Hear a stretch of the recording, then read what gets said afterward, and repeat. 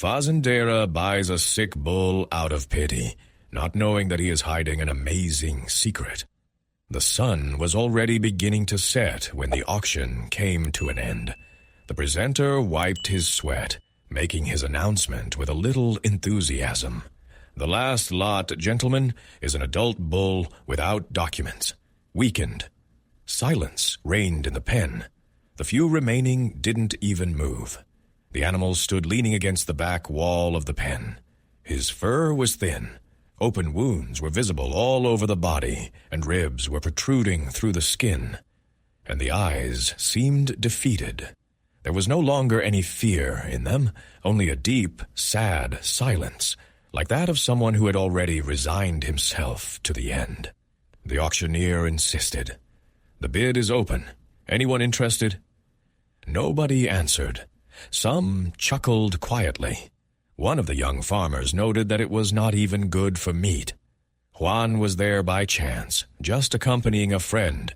But when he saw the bull, he felt something strange in his chest, a tightening, as if he recognized an old pain. One that you don't forget, even if you don't remember where it came from.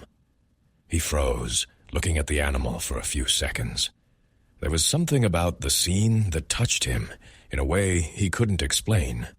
A memory that never came back in its entirety, only a feeling of hopelessness. The auctioneer took a deep breath, already finishing. "We'll go straight to recycling." "Nobody 80. When?" said Juan. Heads turned. The auctioneer hesitated, surprised. 80 sold. A muffled laughter came from the depths of the pen. Someone whispered, "You bought yourself a problem." Juan didn't answer, shrugged his shoulders, and went to get the documents. On the way back, the bull fell twice in the back of the truck. One of the guys remarked, "Master, this one won't last a week." Juan looked through the car window. The animal lay in the corner, breathing with difficulty, but its eyes remained open. "As long as the eyes are alive, there's a chance," he said. Upon arrival at the farm, the pen was empty and quiet. João insisted on calmly unleashing the animal himself. The bull staggered, but remained on his feet. He did not have a name yet. He didn't have anything yet, but he was alive. João stood next to him for a few minutes, then sat down, wiped the foam from the bull's muzzle with a rag, and quietly said, "Didn't you deserve to end up like this?" "No, you don't." He didn't yet know who this bull was or what he carried within himself, but he felt that behind this pitiful state there was a story that time had not yet told. João led the bull to a small pen, away from the other animals, put fresh water in a clean barrel, prepared a portion of feed with bran and fresh grass. The animal barely moved, only breathing slowly, lying on its side with half-open eyes. He called Raúl, an old acquaintance who was knowledgeable in treating sick animals. Raúl arrived in the evening with a crooked hat on his head and a box of veterinary instruments in his hand. He calmly examined the bull, checked the wounds, lifted an eyelid, listened to his breathing. A very weak ticks infection. This one is worth it only because he has stubbornness in his blood. I won't give him more than a few days. João didn't answer, just stood and looked at the animal. Raúl wiped his hands with a rag and turned around. "You bought this bull for him?" "Yes." João paused, then nodded slowly. "He reminded me of him." Raúl silently shook his head with a heavy sigh, said nothing more, handed over the prescription, and left. João did what was needed, took the prescribed medications, applied them himself, washed the bull's back with gray soap and a rough brush, applied ointment to the wounds. He did this for 3 days in a row, without missing a single one. On the 4th day, when he came to the pen, he saw the animal standing, trembling, but standing, slowly eating the grass he had laid out himself. João stopped at the gate, crossed his arms, and watched. The bull looked up, as if recognizing him for a second. They stood looking at each other in silence. That night, João brought more feed, this time with a little extra, and lightly stroked the bull's spelt. He didn't flinch. It was the first time he had accepted the touch. "Jatoba," João said, almost in a whisper. "Strong tree, that's your name." The recovery wasn't quick. Some mornings the bull seemed worse, but João came every day, pulled a chair by the pen, and sat silently, simply observing. Caring for him became part of the routine, as if the day didn't begin unless he was there first. The workers began to discuss it.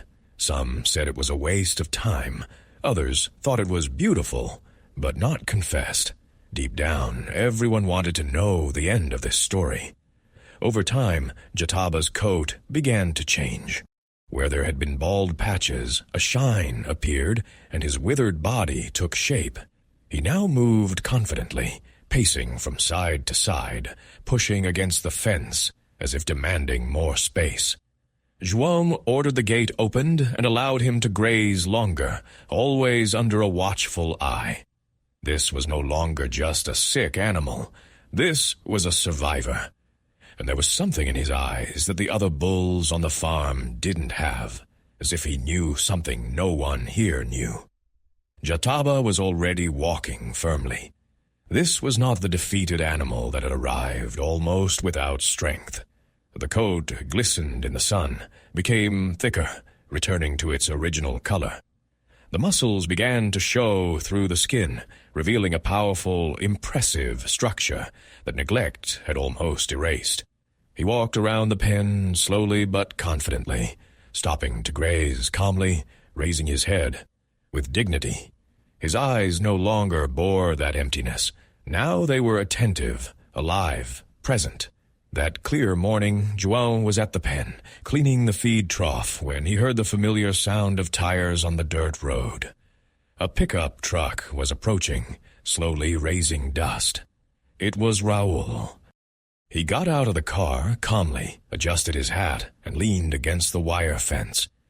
He was silent for a few moments, watching Jatoba walk back and forth. "Is he really alive?" he said, almost in disbelief. "More than alive. He's become beautiful." João didn't answer, took a quick glance, and went back to cleaning the feed trough. Raul came closer to the fence, examining every detail. The way the bull walked on the ground, the way he shook his head, the even way he breathed. Then his eyes narrowed. "Come here. Look." João approached and saw, parting the fur on the bull's left side, there was a scar. Unusual, round, symmetrical, partially hidden, as if time had tried to hide it, but it was still visible, holding something only those in the know could read. It wasn't a scar from a fence or a fight. It was a tattoo, an identification mark, an animal with good genetics. João frowned, crouched down next to it, and examined it more closely. It was true.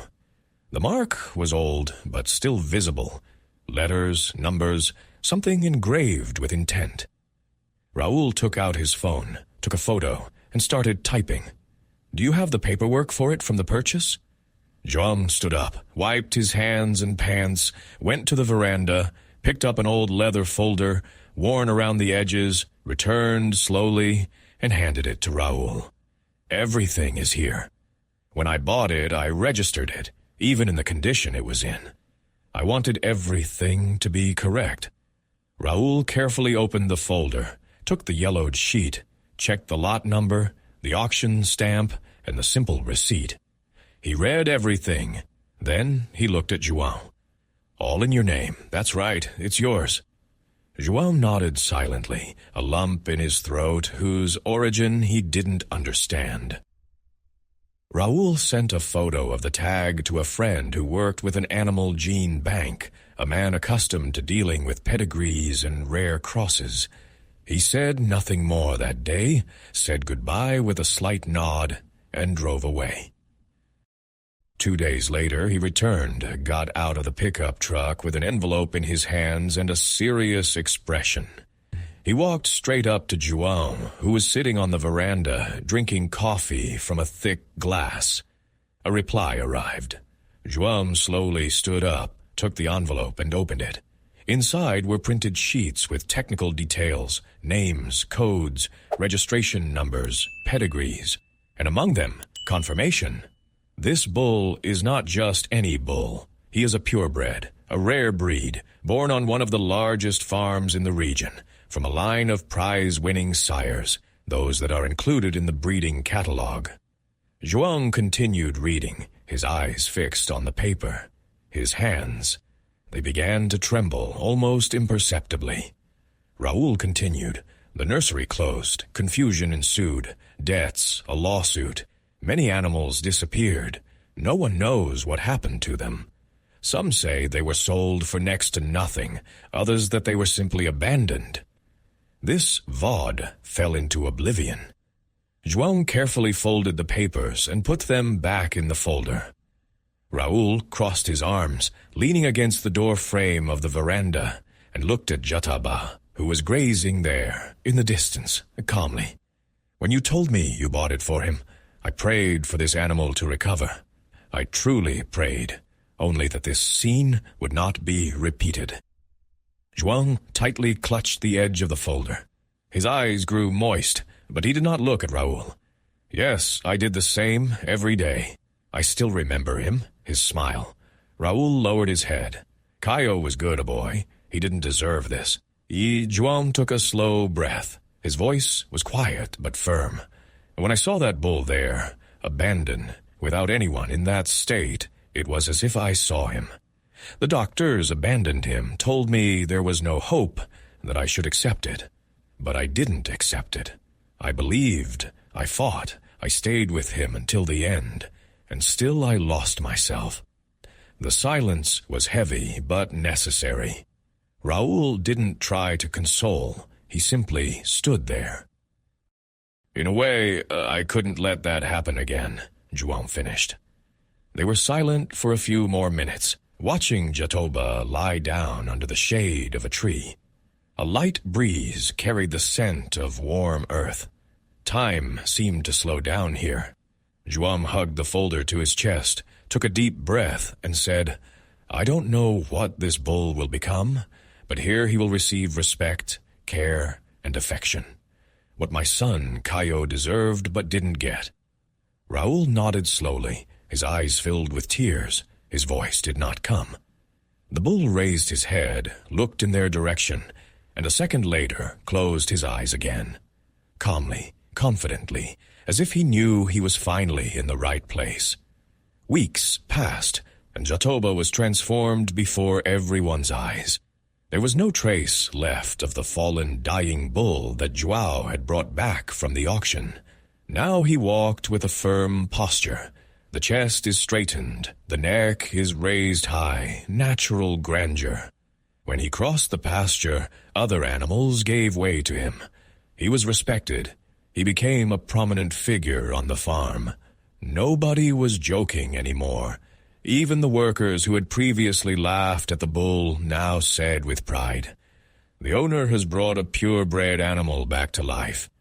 No one here has ever seen anything like it. Word began to spread, first among neighbors, then among other farmers in the region. An unknown bull found on the brink of death turned out to be a purebred representative of one of the most valuable breeds. And what's most surprising, he fully recovered with the energy of a young producer. Some didn't believe it. Others asked to see it with their own eyes. Joa kept the animal at home, rejecting all offers. One of them came from far away from a well-known farmer with a technician.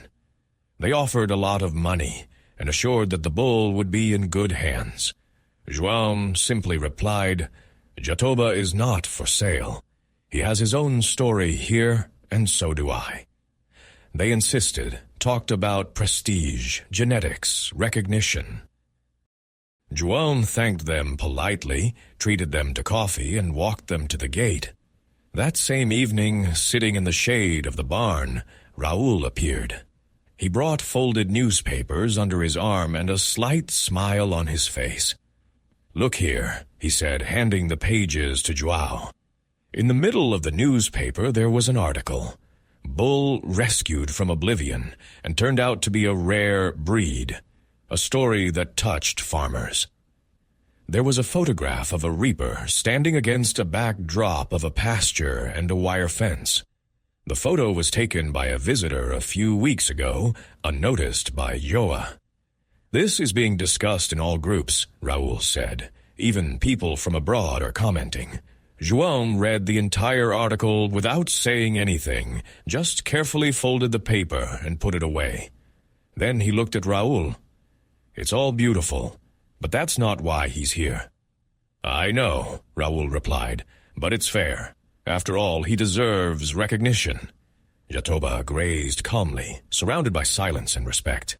Sometimes Joao would just look at him for long minutes, as if he still didn't believe it. The bull came closer, accepted the touch, even leaned its head against his shoulder. It was a silent but deep connection. In the following days, visits became frequent. Families, students, veterinarians, the curious. Many came because of the article, others out of interest. João always greeted us patiently, showed us the bull, told us the story, but simply without any pretense. "Time, food, and a little faith saved him," he said, "and a stubborn heart, both his and mine." One cloudy day, when a fresh wind was blowing across the fields, Jatoba slowly approached Joao, who was resting, leaning against the trunk of a tree. Without haste, the bull pressed its head against his shoulder. Joao didn't move, just closed his eyes and stayed like that, accepting this quiet, heavy gesture. It was like a hug from someone who doesn't speak, but feels everything. And in that moment, Joa realized he had done the right thing, because sometimes saving a life isn't just about raising a body. It's about believing when no one else does, caring when no one else cares, fighting even without guarantees. And deep down, Jatoba was more than just a bull. He was a memory, healed by pain, the answer that life gave to Jew after a long silence. Now tell me, how many times have we passed by someone fallen, weak, broken, and thought that he was no longer worth anything? How many stories have been buried without being told, simply because they did not shine from the outside? The Jataba was ignored, thrown away, sold as unnecessary. But it took just one opportunity. One person who looked at him with his heart, and not in a hurry. How many lives do you think could be changed if they were given just this chance? If this story touched you, give it a like and subscribe to the channel so you don't miss new stories. And please share with anyone who needs to believe in new beginnings. And write in the comments from which corner of the world you are listening to this story. I'll be interested to know where Jatoba's story went. Join